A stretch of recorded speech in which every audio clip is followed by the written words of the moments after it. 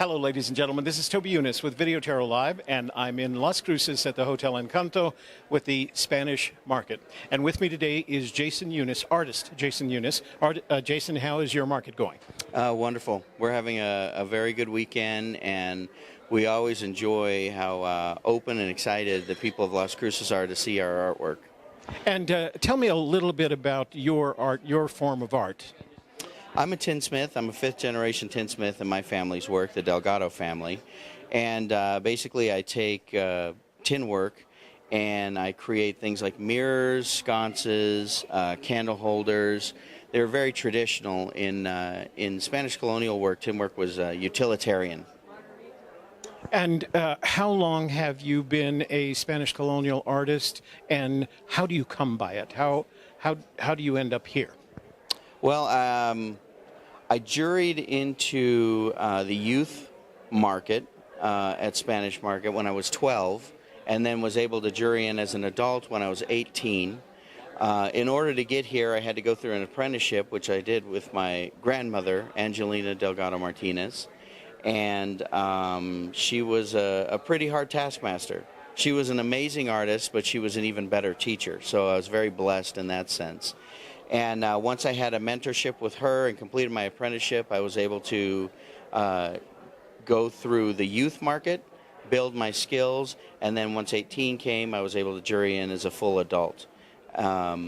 These days, we try to keep that alive by continuing to mentor children as they come into the society, and then by having master artists help guide the designs and the patterns of the working artists. And tell me a little bit about the Spanish Colonial Art Society. How does it fit into New Mexico's cultural and artistic pantheon?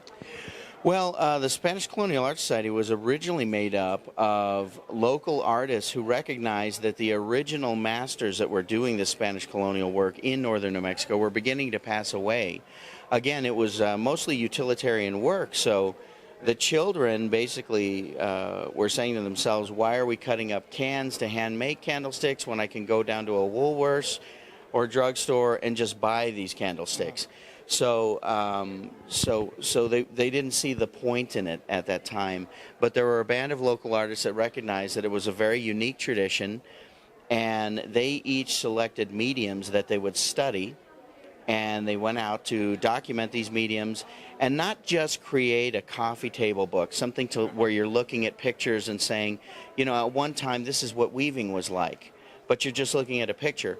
They wanted to protect the craft itself, to show the skills, the techniques, and things like that so that they could pass down the actual art tradition. And that's what they set out to do. And I'm blessed in that my great-great-grandfather, Francisco Delgado, was the artist that was selected to document the tin work in New Mexico.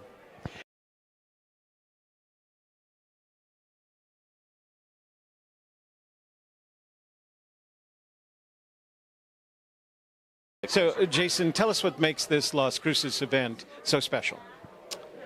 Well, first off, that the market actually began in Santa Fe. My grandmother was a part of a market since it began over 60 years ago. They began in the portal of the Palace of the Governors in Santa Fe on the north side of the plaza. We eventually added a winter market, and that also started in Santa Fe, but eventually we moved that to Albuquerque. And at some point we realized that the Rio Grande River Valley actually represents a lifeblood through the entire state, and that the culture that is woven into the tapestry of the state actually flows all the way down that river valley. So Las Cruces and Mesilla were very natural additions for our next show addition to the year. We've just been at it a few years, but the response from Las Cruces has been just wonderful. I mean, to the point where people are actually coming up and thanking us as artists just for bringing this art down into their community and sharing these crafts. So how many artists are here today, and what kind of art can someone who comes to visit your market expect to see? Today we have about 26 artists, and you can see everything from retablos, which are traditional painted images of the saints, to tinsmiths. I actually have one of my new apprentices who juried into the society. He has his own booth here. So we have quite a few tinsmiths represented. We also have straw applique, which is a form of attaching straw to a matte black wood, and recreates a look that the Moors actually created with gold leaf.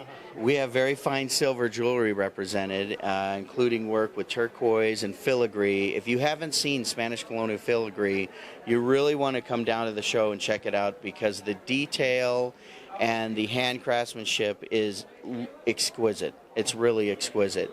We also have hand-carved furniture. We have weavings. And just a really unique and widespread of what are considered the traditional northern New Mexico Spanish colonial crafts. Why should a member of the community here in Las Cruces come down to visit this Spanish market? Well, I think for one, it's an opportunity to see this culture and these crafts in one place. So you're talking about artists who have gone through a long jury process and apprenticeship, and they're representing the traditional techniques. This isn't just about showing art that looked like what it was done in the day. Every artist here is using the traditional techniques that created these arts back in history. So essentially, it's a walk through time. It's a way to look at what New Mexico was before what we know today. And there's something quaint and there's something beautiful about that. The opportunity to be right here in town and not have to make the trek all the way up the hill, so to speak, to Albuquerque or Santa Fe is a wonderful opportunity for anyone who's interested in these crafts. The other thing is, while this is a smaller show than the others, it represents a wonderful opportunity in that the artists have time. You can visit with them. You can hear their stories. You can hear the ideas and the inspirations behind their crafts. So it's a great chance to actually meet and visit with the artists.